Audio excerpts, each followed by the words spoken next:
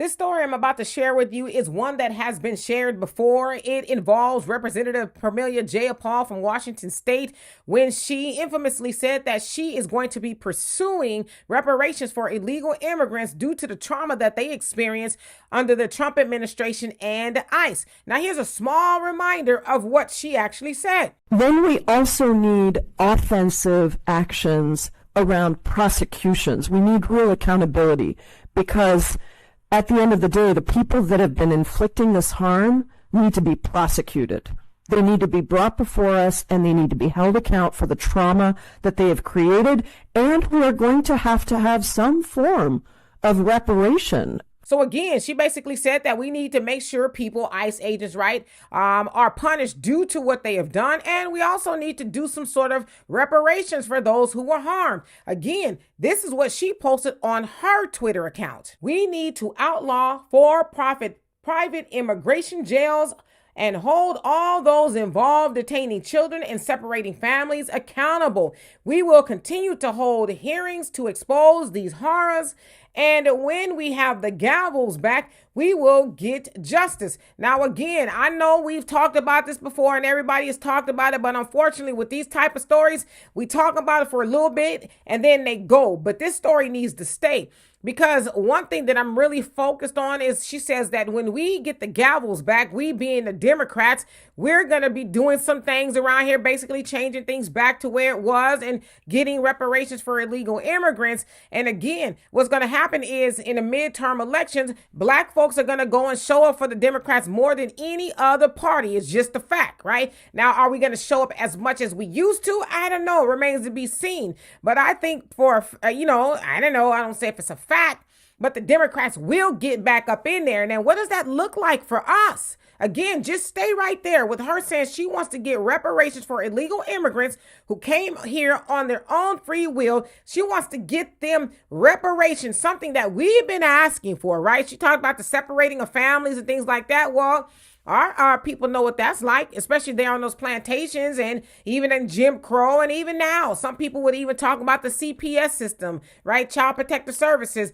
how they often like to take black children from black families for next to nothing, right? And you have to fight to get it back. So there's always been separation in the Black American community, but they don't care about that. And so that's even more going to be the case when they get the gavels back. They're going to go on with the complete benign neglect of Black Americans. They're telling us right now.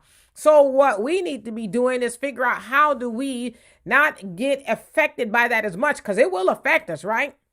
Well, the simple answer is, it's simple, but it's not, is the same old thing we've been told to do, right? Up you mighty nation, accomplish what you will. That was Marcus Garvey who told us that years ago when he said, hey, and this was when he was talking to the whole diaspora. Let's get together. The oppressor means us no good. We need to build and own and control our own things. Let's get it going. Of course, y'all know what happened with him. Then we know the Nation of Islam has told us to do for self, right? Love yourself, accept your own, be yourself, right? And do for self, which means we need to pool our money together, buy our own businesses, operate our own businesses, schools, and the whole nine, right? Because we know that these Democrats are going to continue to give everything away to people who came here illegally. Now, do the Republicans care about us? Absolutely not. As the Honorable Elijah Muhammad said, that nobody in the White House is going to do anything for black folks here in America. So we have to do for self. Okay. It's also been said, especially by that of Dr. Claude Anderson, that if we practice group economics, we will get reparations faster because we are working together. We're building our own businesses. We're keeping our money in our community longer than 6 hours and all of that. So oftentimes people are like, oh, but where do we start? Well, you start at your own house. Okay. I know oftentimes we're on the internet and we're, when I say we, I mean collectively, we're talking to a bunch of people. Even if you're just posting on your own Facebook account, you're talking to a bunch of people. But the question is, are you talking to the people in your own home? Or the people you know, your friends and family, the ones that you're in group text with and all these other things? Are y'all saying, hey, I know we are, talking about the latest movie or whatever on Netflix, but did y'all know that we in the black community, we have almost $2 trillion, but we give 97% of that away to everybody else. And we don't have all the things that we need because we refuse to practice group economics. Hey, how about we start pooling some money together and get together and buy a small piece of land? Don't have to be acres and acres. That'd be nice, right? But let's buy a small piece of land just right now. And then we could put something on there just as a family or, friend group or whatever it is. And that's how it happens, because that's what all the other communities do. Especially when they come over here, they say, hey, okay, we're going to live with you. We know it's only 2 bedrooms and it's 13 of us, but we're going to make it work. We're going to go get these jobs, come back and pull all our resources together and say, okay, it's a little bit crowded here. How about we buy something else? Sure. What do you got in mind? Well, on the way from work, I saw this, that, and the other over there. All right, we got the money. Let's put the money down, cash payment, down payment, and buy it. And then we watch, rinse, repeat. That's how they do it. And you know what? That's how we used to do it.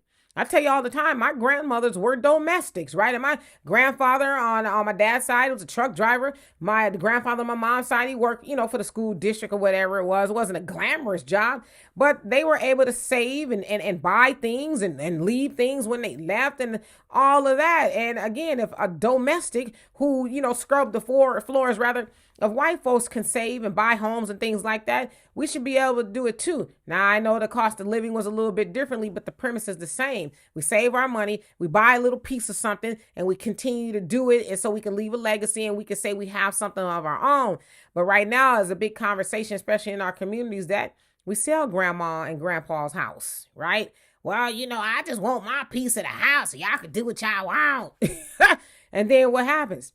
Them people who was living 13 in a house, they say, oh, the blacks have sold a house there down the street.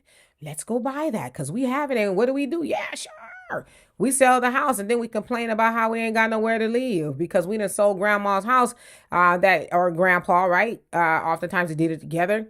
As she was scrubbing floors for white folks, she was saving her money to do that. And then we just give it away. In a sense, we sell it, but then we, trick off the money and don't have anything to show for it.